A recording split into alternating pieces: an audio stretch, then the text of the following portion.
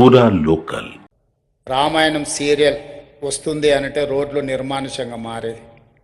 అప్పట్లో హైదరాబాదు నగరంలో ఒకటి కర్ఫ్యూ ఉన్నప్పుడు రోడ్లు నిర్మానుష్యంగా ఉండేది, రెండు రామాయణం సీరియల్ టెలికాస్ట్ అవుతుంది అని అంటే రోడ్లు నిర్మానుష్యంగా ఉండేది. రామాయణం సీరియల్ ద్వారా దూరదర్శన్ ప్రజలకి చాలా ప్రజలకి దగ్గరగా దూరదర్శన్కు ఒక గుర్తింపు వచ్చిందని చెప్పడంలో ఆశ్చర్యం లేదు.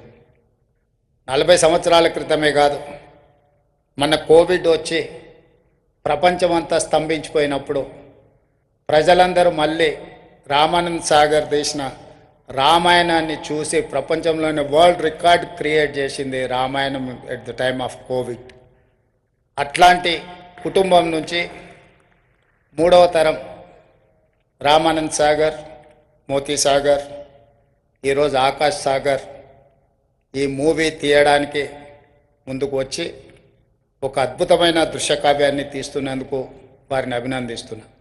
ఇదే సందర్భంగా తెలంగాణ రాష్ట్రం, Telangana rising 2047 our vision document is we are planning for our vision document. We have one chapter in film industry. అందులో రామోజీ ఫిలిం సిటీ ప్రేరణగా not only Tollywood, Bollywood, now we are focusing on Hollywood. Whoever wants to make an English movie, they can come, they can have they have Ramoji Film City. We are planning for that.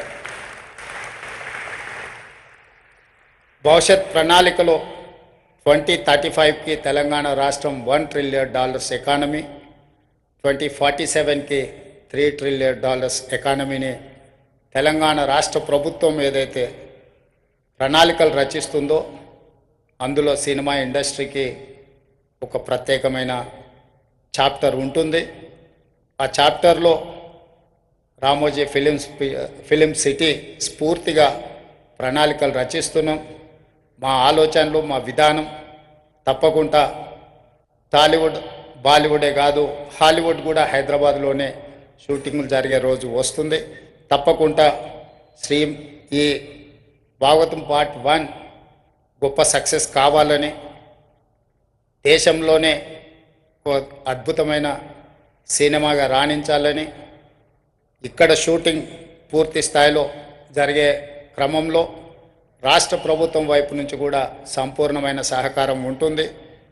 ఇట్లాంటి వేదిక కల్పించిన Ramoji film city యాజమాన్యాన్ని కూడా మనస్ఫూర్తిగా అభినందిస్తూ సెలవు తీసుకుంటున్నాను. ధన్యవాదాలు మిత్రులారా.